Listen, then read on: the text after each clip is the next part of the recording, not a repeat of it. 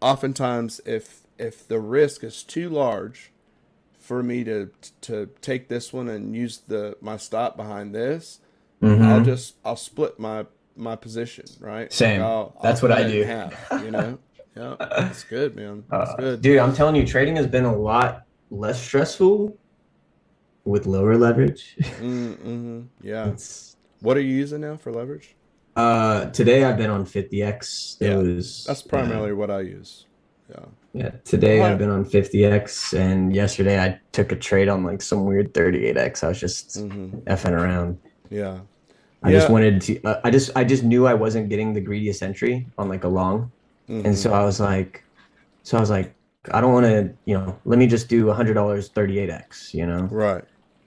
instead of taking that non-greedy, level on 100x and then just getting smashed into a stop loss and Mm-hmm. back up. Like it doesn't make sense. If I'm not Yeah. taking the greediest level, I'm not going to have high ass leverage. Like, because the chance for my level to, let's say I was taking this level and it goes down.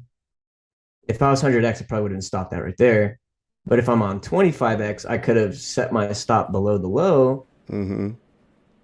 Yeah, it sometimes sucks because it does the sweep, but ultimately you are downtrending and your long probably wouldn't have, went back up to where you were, and it probably would have Right. rejected right here. Yeah.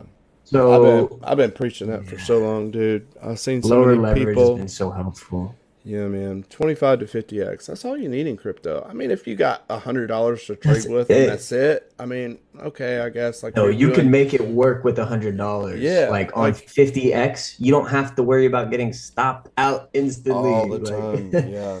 you could And sit, like the say if I whole en- stop on liquid, like $2 above liquidation point is so stupid to me. It's like, dude, yeah. that just tells me you don't know what you're doing, you know? Yeah.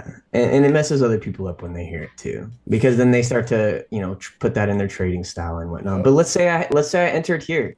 Let's say I was like, dang, $1,000, 25x, setting a 25% stop, which would be, I'm not good at math, but let's say my stop's here.